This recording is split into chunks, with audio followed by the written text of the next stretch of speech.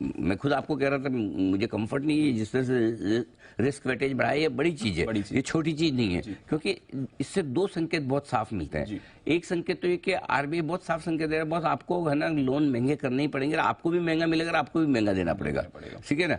अब आप महंगा दे सकते हो नहीं दे सकते वो तो आपके ऊपर है, लेकिन लेना महंगा पड़ेगा ये तो आपके हाथ में नहीं है। तो ऐसे में आपके निम्स नेट इंटरेस्ट मार्जिन है, नेट इंटरेस्ट मार्जिन क्या होता है, जिस बैंकों का रॉ मटेरियल क्या है, पैसा। बैंक पैसा कहीं से उधार लाते हैं या कैपिटल लेके आते हैं और दूसरों को उधार देते हैं, तो बीच का जो मार्जिन लिया समझो 6% पे दिया, 8% पे, ये 2% बीच के जो बनाए उनका पैसा है, करेक्ट। सो वो मार्जिन आपके कम हो जाएंगे, पहली चीज। दूसरी चीज ये कि ग्रोथ कम होगी। आरबीआई का ज्यादा फोकस है ना ग्रोथ पर भी, कोई अनाप शनाप लोन मत दो, करेक्ट है ना। मतलब कायदे से तो देखा जाए तो ये लोन का धंधा ऐसा होना चाहिए कि जिसको लोन चाहिए वो आदमी ढूंढता ढूंढता पहुंचे, राइट है ना। आपको पैसे चाहिए उधार, आप मुझे ढूंढो ना, अंजलि पैसे हैं क्या, दोगे क्या, करेक्ट है ना। मैं ढूंढू दीप पैसे चाहिए क्या, यार ये तो तरीका ही आजकल तो यही चल रहा है, रोज फोन आ रहे हैं। क्या होता है भाई, जिसको गरज ज्यादा है ना फिर वो कॉम्प्रोमाइज करता है।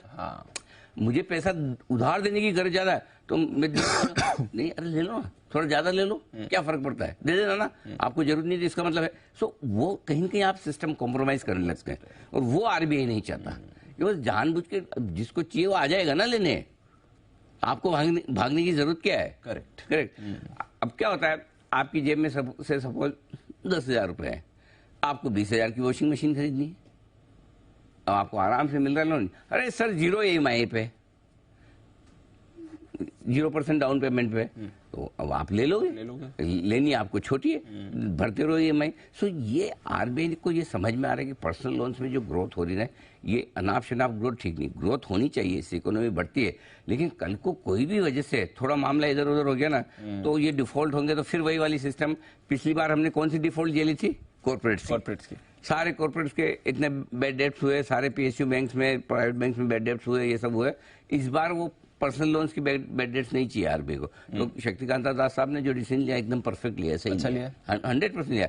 ग्रोथ चाहिए, लिमिटेड हो, रीजनेबल हो, अच्छी वाली हो, क्वालिटी ग्रोथ चाहिए, क्वांटिटी वाली ग्रोथ नहीं चाहिए। सो आई थिंक आज सेकंड डे बहुत इंपॉर्टेंट है कि बैंक्स और एनबीएफसी क्या रिएक्शन देते हैं। फ्रेंकली मैं नहीं बता सकता दीपी कैसे देंगे, क्योंकि मेरा व्यू क्लियर है। ये सब होने के बाद अगर मुझे एनबीएफसी खरीदनी है या बैंक, मुझे कोई जल्दी और हड़बड़ी नहीं कि मैं आज का आज कूद के खरीदूं, करेक्ट, कोई जल्दी नहीं है, मैं आराम से लूंगा, लेनी होगी तो लूंगा, नहीं तो नहीं लूंगा, रुक के लूंगा। लेकिन जिसको बेचना है उसको डिसाइड करना है कि मैं लोअर ग्रोथ, लोअर मार्जिन पे इस स्टॉक को होल्ड करूं या बेच दूं। सो आज सेकंड डे इंपॉर्टेंट है, फ्राइडे नहीं होता तो अपने पहले ही पता चल जाए। सो आई थिंक आज वेट एंड वॉच वाली मूड में देखो।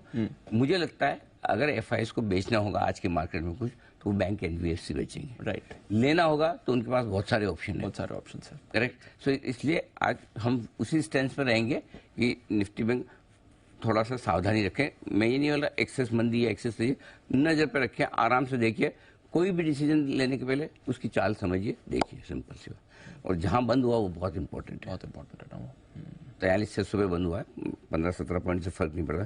दीप आज के लिए एक ही विश जी, बैंक निफ्टी ग्रीन में बंद होना चाहिए, चाहे 1 पॉइंट 2 पॉइंट 5 पॉइंट 43,600 के आसपास, और इसके ऊपर नेगेटिव बंद नहीं चाहिए।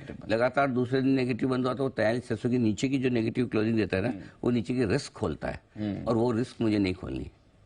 वो रिस्क क्या हो सकती है? वो रिस्क कम से कम 43,000 की, 600 पॉइंट कम से कम है, उससे ज्यादा ही हो सकती है। देखिए इस पूरे 42,105 का आपने लो बनाया, 42,287 की क्लोजिंग थी 16 अक्टूबर की। ये तो आज जबकि मैं तो सीधा वो आया हूँ ना अहमदाबाद से, आज तो मेरे पास फोल्डर भी सुबह हाँ, मैं तो सीधा ही आया एकदम एयरपोर्ट से सीधा। फ्लाइट भी सुबह कितनी 4:15 बजे की थी। ओह, शो तो करना ही पड़ेगा ना वो, तो पूरी रात 2 घंटे सो ली वो बस। और वहाँ से तो फोल्डर ही आज रह गया घर पे एक्चुअली। सो डेटा तो याद है तो ठीक है, काम आ रहे हैं कि 42,287 की क्लोजिंग हुई थी 16 अक्टूबर की। सो वो वहां तक तो खैर हम नहीं जाएंगे, लेकिन उससे पहले जो इम्पोर्टेंट लेवल है वो 43,000 का है, जो 43,000 के आसपास मार्केट सपोर्ट लेने की कोशिश करेगा, वो इम्पोर्टेंट है। सो इसलिए अगर हम 43,600 लगातार दूसरे दिन नीचे बंद होते हैं तो फिर आपके लिए 43,000 तक का रास्ता नीचे खुल जाता है, जो ठीक नहीं है। बैंक निफ्टी अभी भी उतना कमजोर नहीं, सॉरी निफ्टी अभी भी उतना कमजोर नहीं है, ठीक है, कोई दिक्कत वाली खास बात नहीं। Got it sir. ओके, चलिए ये है आपके लिए इस समय का पूरा ट्रेडिंग सेटअप भी। आइए सर फिर बताएं आज के संकेत क्या कह रहे हैं, क्या करना है। ग्लोबल बाजारों से मिले जुले संकेत है, घरेलू फंड्स और एफआईज भी थोड़े वेट एंड वॉच वाले मूड में है। कल के जो डेटा है मैं थोड़े आपको शुक्रवार के एक्सप्लेन करूंगा। बैंक निफ्टी का जैसा मैंने कहा है कि आज हरे निशान में होना बंद होना जरूरी नहीं, तो 43,000 तक की राह खुल जाती है नीचे की तरफ, जो थोड़ी रिस्क पैदा करती है। आइए आज के संकेतों में फॉर अ चेंज